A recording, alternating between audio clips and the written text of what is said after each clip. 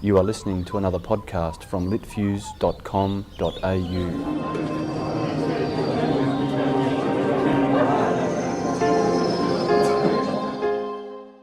Today I'll be talking about how intelligent software developments and advanced simulation technology can achieve smart water management. We are currently experiencing a water crisis described as the worst drought in 1,000 years. With irrigators facing critically low water allocations, crop damage and increased consumer prices seem inevitable. The water crisis is seriously impacting on the nation, its consumers and producers alike. What if we can no longer draw water from the Murray? Can we sustain our water supplies? What if rainfall decreases by 20% due to climate change? What impacts will this have on our water supply and our economy? In order to address these questions, we need to look at the bigger picture. We need to make smarter decisions about large-scale, long-term water options such as infrastructure and policies. We also need to study the system as a whole rather than the sum of the individual components in isolation. Currently, our water options include restrictions, desalination, pricing structure, enhanced storages, stormwater and recycling. Ultimately, we can either use less, supply more, or manage better. Deciding which options will address the water crisis needs urgent attention. The problem is, managing our water crisis is complex. The system comprises many dependent components of water supplies as well as the users. The components display complex behaviours which include economic, political and social factors.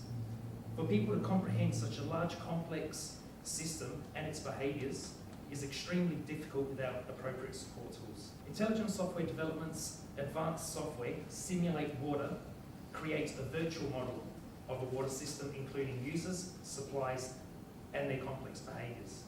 The technology is based on artificial intelligence and comprises individual software components that mimic elements of a real water system in a virtual environment.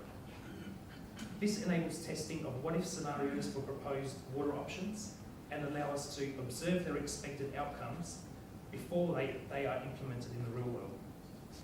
Software components in Simulate Water may be represented graphically.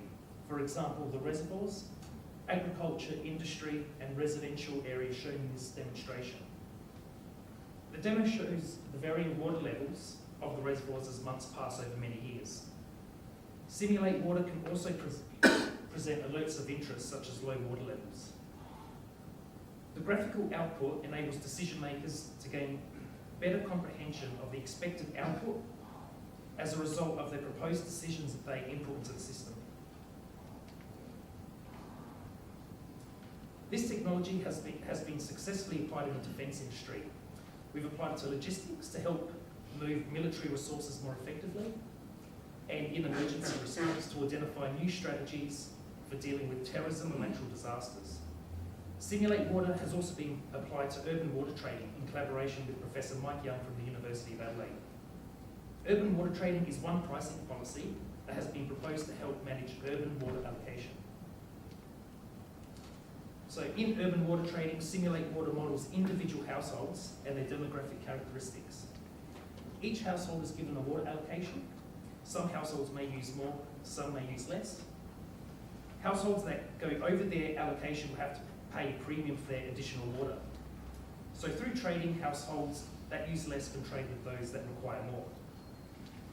Simulate Water models the various pricing policies, household demand versus price, and quantity of water saved versus financial discounts given. Thousands of households may be modelled in a large-scale simulation to assess the effects of urban water trading in an entire city such as Adelaide. So using Simulate Water to analyse urban water trading allowed us to identify more effective modes of trading, which was previously not considered due to the complexity of the problem. Simulate Water looks at the big picture and simplifies analysis of a complex water system at the local, state and national levels. More water options and what-if scenarios can be tested, leading to better informed and smarter strategic decisions. Ultimately, the simulation will help address the water crisis effectively through better management of water sources and reduced infrastructure costs. So finally, we can either pray for more rain to solve our water problems, or we can use these decision support tools, which we now have available to us to help manage water smarter and prevent these issues in the future.